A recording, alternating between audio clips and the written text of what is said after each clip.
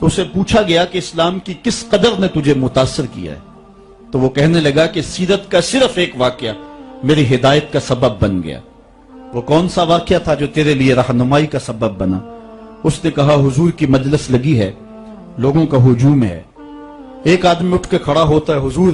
میرا بیٹا 2-3 دن سے گم ہے، مل نہیں رہا، آپ دعا کر دیں وہ مجھے مل جائے۔ قبل اس سے کہ حضور دعا کے لیے ہاتھ اٹھاتے اور اس کا بیٹا مل جاتا اور دعا باب اجابت تک پہنچتی، ایک دوسرا شخص جو دیر سے آیا تھا وہ دروازے پہ کھڑا ہو گیا، عرض گزار ہوا حضور میں اس کے بچے کو شکل سے پہچانتا ہوں، فلاں باغ میں بچوں کے ساتھ ابھی ابھی میں نے کھیلتے ہوئے دیکھا ہے۔ باپ نے جب سنا تو دوڑ لگا دی، 3 دن سے بچھڑا ہوا تھا، بیٹے ملنے کی خبر اس کو تڑپا گئی۔ حضور علیہ السلام نے فرمایا سے بلایا گیا۔ فرمایا بہت جلد ہے؟ جی حضور آپ جانتے ہیں کہ ایک باپ کے جذبات کیا ہوتے ہیں، بیٹا بچھڑا ہے، 3 دن گزر رہے ہیں، الگ تڑپ رہا ہوں، اس کی ماں بے چین ہے، 3 دن سے کچھ کھایا نہیں، کچھ پیا نہیں، میں چاہتا ہوں بہت جلد جا کے اپنی آنکھوں کو ٹھنڈا کروں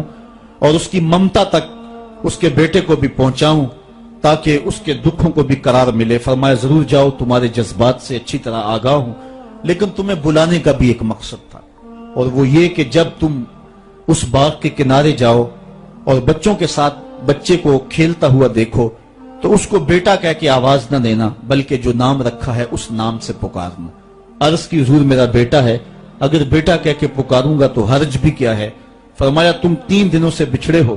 تمہارے لہجے میں بلا کی مٹھاس ہوگی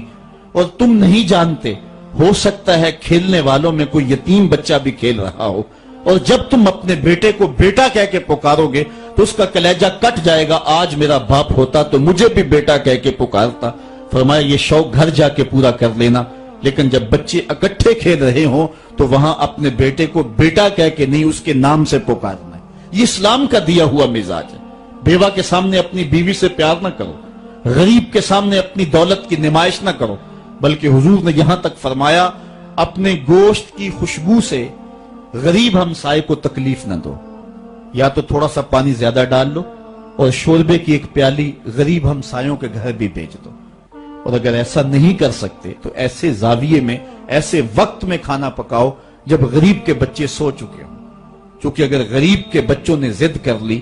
اور غریب استطاعت نہ رکھتا ہوا ان کی ضد پوری کرنے کی تو بتاؤ ان بلکتے ہوئے بچوں کو چپ کون کروائے گا؟ ان کے بہتے ہوئے آنسوں کو کون پوچھے گا؟